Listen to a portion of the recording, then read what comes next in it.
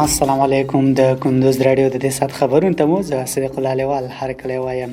نن چهارشنبه د جوزا 28مه چې د 2024م کال د جون د 18 نیټې سره سمون خوري. په پیل کې هم د مهمو خبرونو سره ټکی. د خوړو او درملو پلاوی د بې کیفیت او تاریخ تیرو توکو پر ضد د جدي څارنې سپارښتنه وکړه.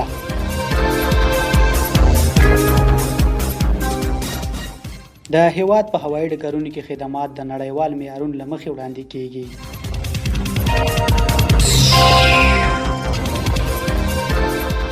په جوزجان کې د 2 میلیون افغانیو په لګښت د اساسي روغتیايي مرکز د جوړېدو چارې پیل شوې.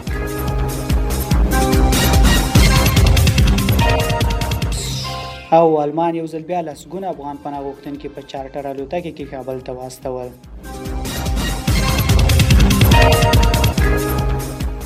اوس هم بشپړ خبرونه. د خوړو او درملو پلاوی د بې کیفیت او تاریخ تیرو توکو پر ضد د جدي څارنې سپارښتنه وکړه.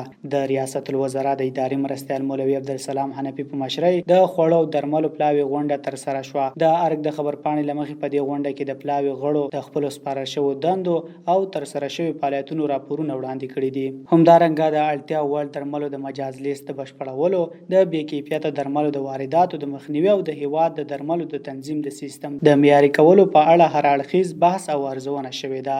خبرپاڼه کې ویل شوي د غونډې په پای کې څارونکو ټیمونو ته دنده سپارل شوې څو په بازارونو کې د بې کیفیت او تاریخ تیرو خوړو او درملو د پیر او پلور د مخنیوي لپاره جدي څارنې ترسره کړي او د خلکو د روغتیا د ساتنې په برخه کې خپل اقدامات لا پیاوړي کړي.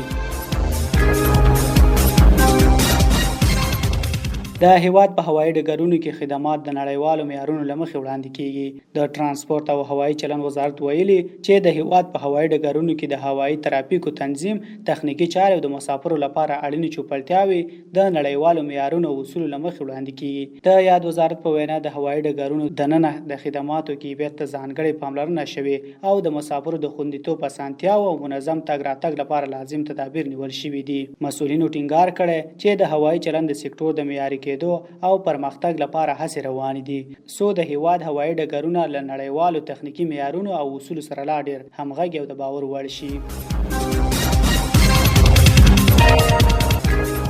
په جوزجان کې د 2 میلیون افغانیو په لګښت د اساسي روغتیايي مرکز د جوړېدو چارې پیل شوې. عامه روغتیا وزارت ویلي چې د جوزجان ولایت د مردیان ولسوالۍ په چلی کرنچی افغانیه کلی کې د 2 میلیون افغانیو په لګښت د یو اساسي روغتیايي مرکز د جوړېدو چارې پیل شوې. د یاد وزارت په وینا دغه روغتیايي مرکز د بنسټ ډبره د نن د جوزجان والی مولوي عبدالله سرحدي او دغه ولایت د عامه روغتیا رئیس سید ذبیح الله حسینی له لوري کې خودل شو. د سرچینې د معلوماتو لمخې دغه روغتیايي مرکز به د عامه روغتیا وزارت له پرختیايي بودیجې څخه د 14 میاشتو په موده کې جوړه شي.